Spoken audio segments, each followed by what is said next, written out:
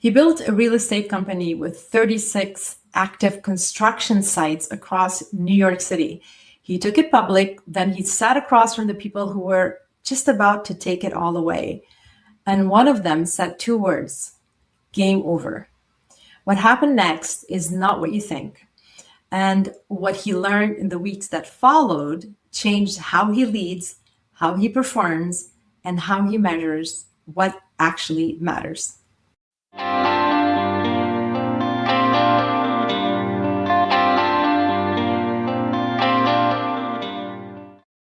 Welcome to the Neuro Leadership Edge. I'm Claire Hayek, a neuro leadership expert, TEDx speaker, and founder of Mind Soul Purpose Team Building.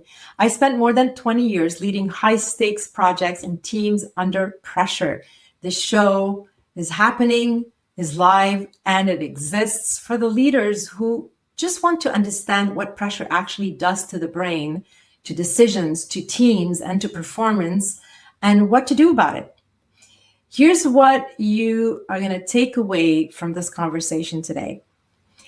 1, what your brain does in the moment everything falls apart, and why the clarity that follows is not a coincidence. 2, the specific mindset shift that separates leaders who rebuild from leaders who stay stuck. And finally, why the pressure you put on yourself has nothing to do with your results. My guest today is Boaz Gilad. He's a performance strategist, entrepreneur, and founder of Zenith Clubhouse. He built and took public a New York real estate company with over $1 billion in assets. Then he lost it in a hostile takeover. But what he did next and what he figured out on the other side is what we are here to talk about today.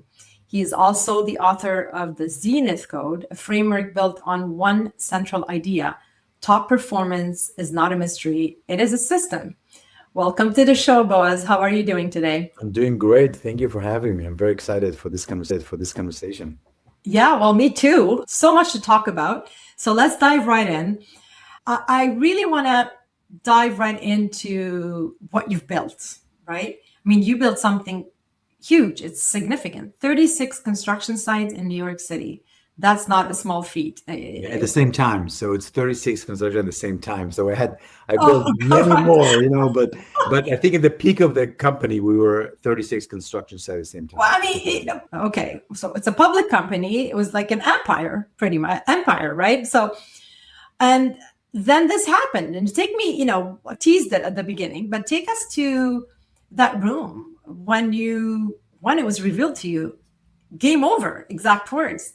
What was happening inside of you, in your head, before, during, and after? If you can tell us that. I mean, you're dragging me back to a very uncomfortable history, but I guess that's the whole point of the podcast, right? So, but I'm happy. I'm really happy. You have a very inspiring story, and this is why we're talking about it. That's far from my intention of making this painful. No. Yeah. I know your story is so inspiring, Boaz, and I'm so happy you're here. And that's exactly why I asked that question. I want to highlight it. So please do share it's whatever you're comfortable with, for sure. No, it's perfect. You can ask anything and I'll share everything. So, look, it didn't happen overnight. Some things in life happen overnight. You don't expect it.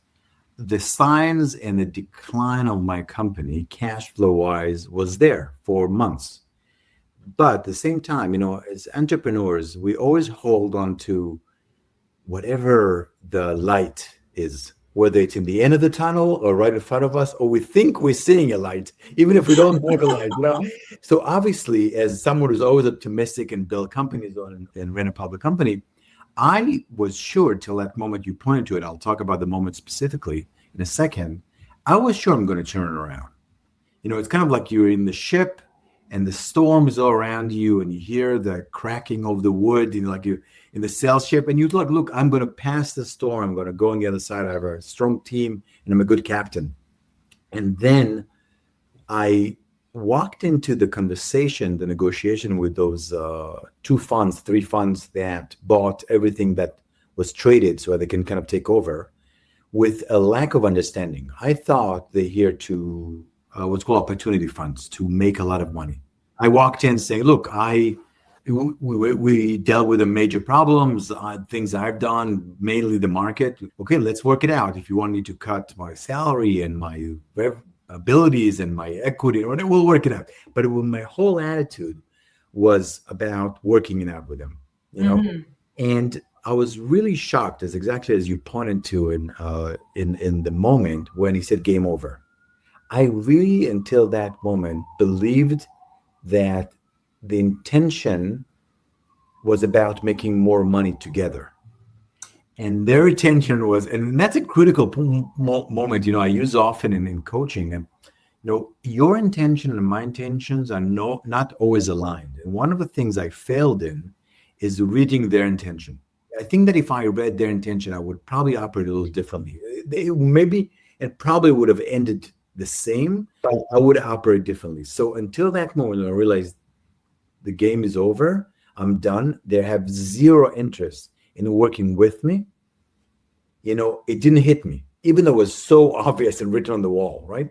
Because again, we grab into that 1% or 10% or whatever it is chance that things are going to turn around. And it can happen everything, whether you deal with cancer or you deal with your business or you deal with whatever you're dealing with. We, I think, as human beings are holding on to any signs, or we assume there's a sign of hope and of things will turn around. So but the interesting part about your story, and I wouldn't compare it to a cancer, because what you've revealed to me, we've obviously spoken before this, is something of a relief when that, game over. It was a shock. Yes. And I'm sure, I remember seeing so many things running through my head and going, what do you mean? You're in denial. You don't understand. You're under shock. But at the same time, it was contradictory. You want it still, your nervous system still wants to fight, and you're still kind of go, what do you mean? Are you giving up on me? But at the same time, it's like, it's over. Yes. And some kind of relief.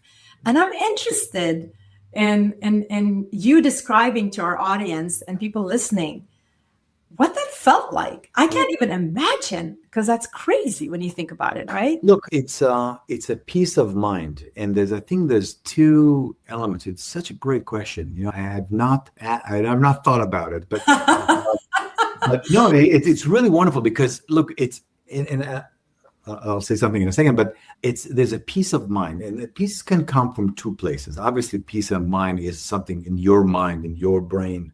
It has nothing to do with the environment around you. But if you're sitting on a beach in the Bahamas holding a cocktail, there's probably more peace of mind if you're doing some very intense thing. So yes, the environment around you does impact the chance for peace of mind, right? But when you fight and you feel that you've done everything you can, and there's a moment where you understand that even though your intentions and commitments were fully driven and brought to that point, right? Not going to turn out the way you wanted. And by the way, to some degree, like that's what I want to say, is it's like cancer in a way. I know people, unfortunately, when you understand that cancer is going to win, sometimes people fight the last moment, but sometimes towards the end, when again, I'm not saying that what I went through is the same. From a brain perspective, absolutely, yes, it's the same experience, because so they're like, okay, I've done it. You can always do more. But part of you understand that you've done everything you can, and then now you just say, let go. And and I'm telling you, the moment I let go, that moment I realized, the first thing I was freaking, first of all, I was angry. Of course. I butt off. I had hundreds of $1 million under management, right. Directly to me. I had my own fortune, and everything I built, I built it by myself from nothing, could be taken away. So the first reaction is anger, frustration, anger at myself, anger at them, anger at anyone you can imagine, right? But that exactly you said, there's a moment after, it's the moment when you're like, wow, I have to let it go. I have to sort of take care of myself, which took a while, right? Right. Because there's nothing, I'm done. Game over. That's it. Yeah. And this is very interesting. And you mentioned something happens in the brain, and I just want to add something quick about that. Is when we're in the middle of uncertainty, you're just not knowing, or you're really fighting, not having an answer. Maybe you're just really still trying. There's our threat detection system pretty much at a certain level, certain point is running on full power. it's burning the energy. You really need to narrow your focus and focus on this thing you're trying to push, right? And so it keeps your body in a kind of a emergency state.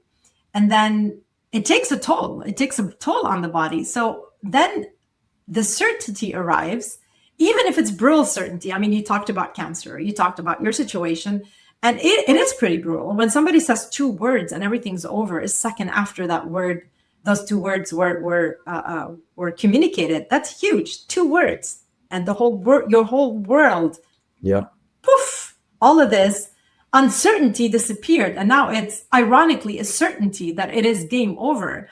Something in the system literally instantly stops scanning. Now we go through the transition before we realize, but it's basically your brain releasing a resource it was spending so much energy on, and eventually it's just released it. And that's eventually when you feel that, okay, that abandonment, or I'm letting go. There's nothing there anymore. I've tried everything. And I'll tell you, one of the things that I think gave me perspective and peace was understanding that when someone tells you, or when life tells you, game is over, it's just one game. Yes. So, like one other thing, I remember I was you're in Canada, right? So yes. So you might not get the references as well as the American audience. But I remember I was in Gettysburg, which is like the big battle in the Civil War, and Lincoln, and the speech of Lincoln. And I was just doing one of those tours, fascinating, with this guy who was a brilliant professor teaching about, and he was talking about the difference between a battle and a war. Look, in a war, you can lose many battles. It's actually insane of you to think that you're going to be winning every battle, but you just have to win enough battles to win the war. And there's some wars that the army lost more battles and still won the war, right? So when he said game over, and I kind of step away from it, I realized it's just one game. It's not my life. It's not your life. It's over. Yeah, it's not even like a league. If you take like a sport, it's not right. like a league. The career is not over. It's just that chapter is over. Yeah, right? exactly. So, talking about chapters, I do want to be mindful of the time, and I have so many questions for you. Yeah. So many. I really need the audience to listen to this one. So you put the keys down and walked away, and then you did something I think is pretty much the unexpected part of your story, which really stopped me. Tell us about the cycling trip. Oh, yeah, of course. So look, just a little background. I haven't slept in 6 months properly. I was so stressed, and I was fighting for the future of my company and my investors and my money and all that stuff, right? And it was very stressful, emotionally, physically. I didn't sleep. And I couldn't get out of it. I couldn't, so I my wife said to me, why don't you do something that you always wanted and didn't? And I was like, I don't know what I want to do. I like what I do. And I said, you know what? I always wanted to cycle. So cycle really far because I like cycling. And so I couldn't do the very, very long trip, but I decided to cycle from New York City, where I live, to the Florida Keys, which is the islands in the bottom of Florida. It's kind of almost Cuba. And that's what I did. So I literally, I think a week after, maybe, of that. 2,400 kilometers, right? If I remember right. Yeah, exactly. 2,400 kilometers. 3 weeks, was it? How long did it take you? It took me 3 weeks, and I cycled by myself, and I put like a Forrest Gump, he kept on running. Basically, you wake up in whatever cheap hotel you're in the world. Exactly.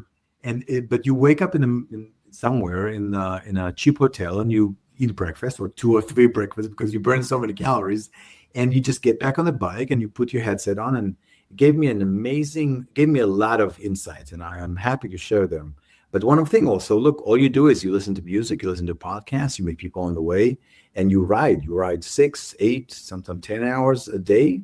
It was phenomenal. And I think the reason it's so out of the ordinary is not because I rode 2,400 kilometers, which is wonderful and great. I really fell in love with it, and I do more of those kind of trips since then. I've done a bunch of them.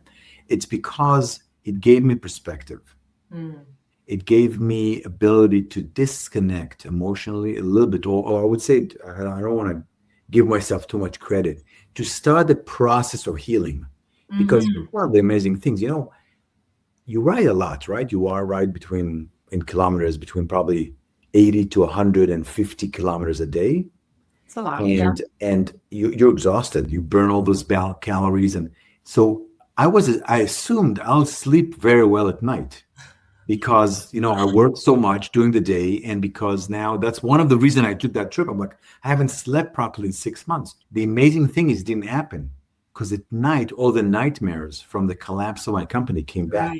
Right. So I thought I'll be able to. So mentally, intellectually, I kind of like realized I got to move to the next game, to the next or whatever it is. But my body wasn't ready to it. So even though I was riding and burning all these calories and heat and in the rain and whatever it was my way, I still at night woke up many times with nightmares about what I was dealing with, because it wasn't done until I had to take the company through bankruptcy, the whole thing. So it took years actually to really resolve the whole issue.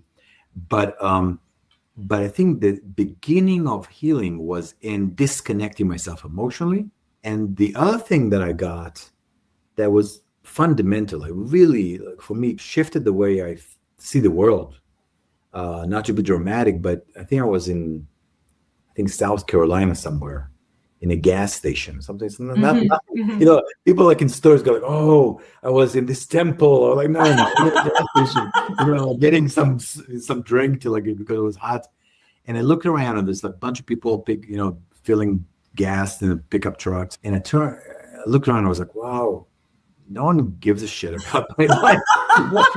Nobody gives a damn, right? No one gives a damn. Yeah, forget my language. No one gives a damn about me. And it was good news.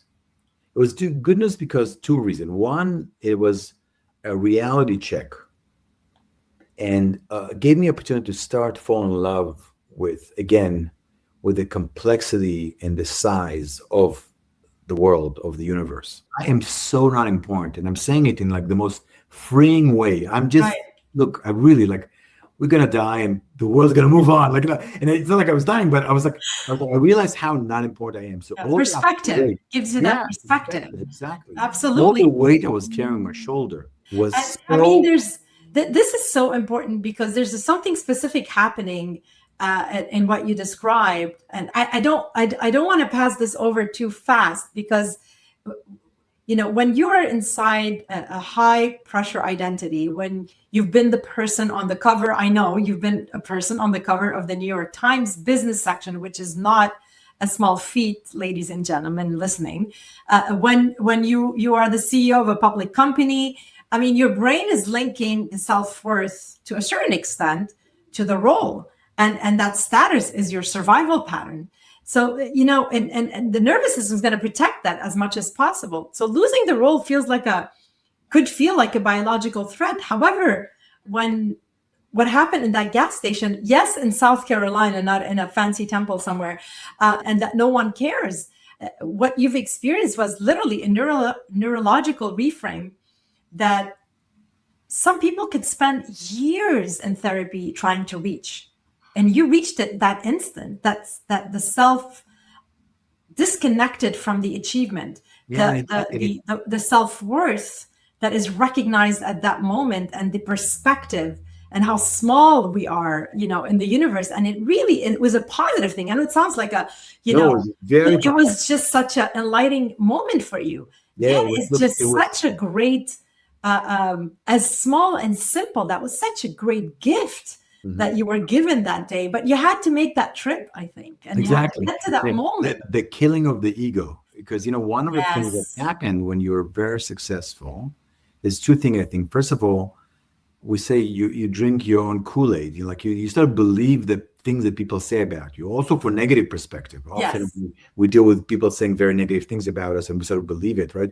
But when you are surrounded by environment that keep on boosting your ego, whether it's a cover of a business section, or the lectures, where's the nice car I was driving, all that stuff. And I'm not saying I still like nice cars, but you keep on collecting evidence about how important you are.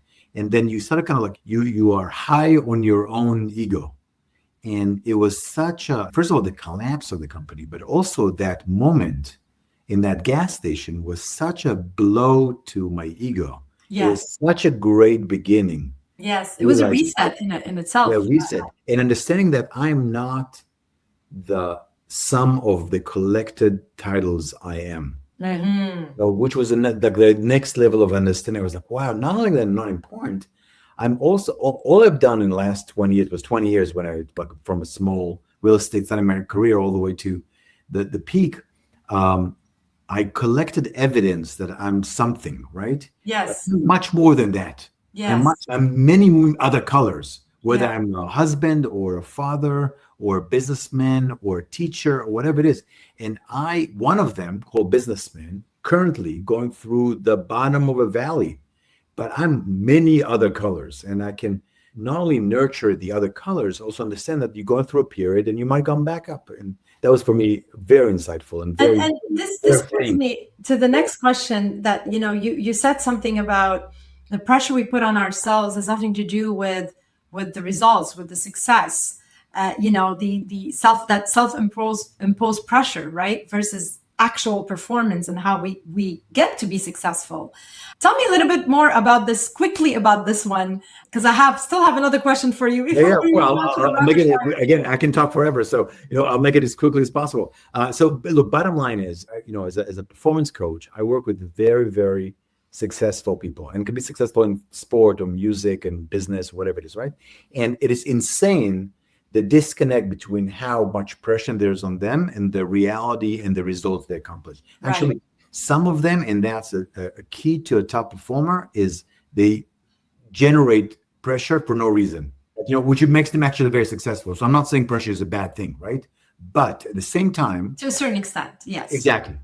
So it's the beginning. It's kind of like the kickstart of the results is pressure. If you have no drive, you don't put any pressure on yourself. Therefore, you cannot mold a different behavior, right? It's kind of like, put pressure on water, it becomes, something else. Like, it's the same thing. Or You can work with pressure. Pressure is not the bad guy. You can work with pressure, but when you're relying on pressure to drive and basically push and get to certain results, that's a whole different addiction that is not really sustainable. But yes, pressure, we can work with pressure.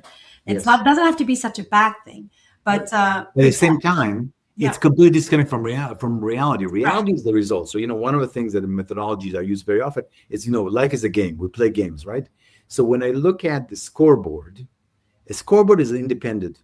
You and I play sport, and there's a scoreboard that says Claire 20, Boaz 11. You're winning, I'm losing, right? Mhm. It doesn't matter how I feel about it, right? It's objective. Yeah. Pressure is subjective. Pressure has nothing to do with what's happening around you. Pressure is something you put on yourself, which sometimes helps, like you and I said, but many times it disconnects you from the thinking, the actions you need to take to win. So instead of being busy with being pressured, being busy with how you're going to win this game, which is, a lot of people get confused. They think that if they put more pressure on themselves, on the environment or their team, they're going to win the game, versus pausing or looking and saying, what are the actions and the tools we need to bring in to win the game? I could not have said this better. I do want to mention later, I'll talk about this, that I'm releasing a book. It's exactly what you just said. And it's elaborated a bit more, with more than 60 actual C-suite and executive leaders around the world that I interviewed, and that understood a thing or two about pressure. And you said it beautifully. Thank you for sharing that. I think it's very important. I really wanted to make sure that we get to that question and we get to you explaining this from your perspective. Now, let's move on to the rapid fire. I have one question for you. What do you know now that you wish you had known at the height of it all? Rapid fire, quick answer. Oof, okay. I'm not making it easy, am I? Yeah, exactly. Rapid fire. I thought you were going to ask me what my favorite hot sauce I'm going to do. But something I know now is that there's a million ways to be happy. It doesn't have to look a particular way. And what is it now for you? For me, it's making a difference with others right now. It's really impacting other people's life. Beautiful, beautiful. Before we wrap this up, I do have a few things for the people listening. If you are leading a team and you want to see exactly where talking about pressure, is costing you right now, go to clairehayek.com/pp-scorecard. It's a free 4-minute diagnostic. You will know immediately what's going on, how pressure-proof your leadership is, and how pressure-proof your team is. And as I already mentioned, I'm writing a book. It's called The Leadership Skill Nobody Taught You, Calm Under Fire in the Age of Disruption. And it's coming out September 9th, 2026. If you're interested in joining the early readers group, would love to have you, and you'll get exclusive access to the book before it launches. Go to clairehayek.com/book to sign up. And finally, please subscribe to the Neuro Leadership Edge. Every single subscriber helps the show grow, reach further, and bring you the caliber of guests and conversations that are at the level that we're having today, right? And that really actually move the needle. So please do take the time to subscribe and follow. Boaz, last words. What do you want to leave with every leader listening to this right now? I just want people to live to their full commitment. I think that's like, whatever the commitment is. I'm not saying there's a particular way that life should look, but I just want all of us, when the time is done, to look back and say, I have played a great game. I left nothing on. I put everything on. I put out all of it, and I've done all, and I've succeeded in making the biggest impact, whatever the impact that you want to make within your family, on your health. Right. And business, etc. So that's it. Thank you for sharing that. I did mention that Boaz has a book, the Zenith Code. We will put the links in the description. I would really encourage you to go get it. And how do we reach you? How do we get a hold of you? I have a weekly article on Substack talking about performance. So I give tips and tools and exercises every week in some elements of performance, so people can follow me on a weekly basis. And I make myself available. So you send me a message on my website or on social media or LinkedIn, I'll get back to you, I promise. All right, this is great. Please, I'm going to go ahead and follow you on Substack and follow me. Actually, just joined. Yeah, we'll do that. Yeah, it's wonderful. Would love to read your articles and your insights. So everyone, you've heard it. We will put the links also in the description. If you're listening to this and you're driving, please do not write anything down. You can have this, it will be ready for you, and it will live on the podcast page. And finally, lead boldly, stay human, and turn every challenge into a gift. And see you all next week. Thank you so much.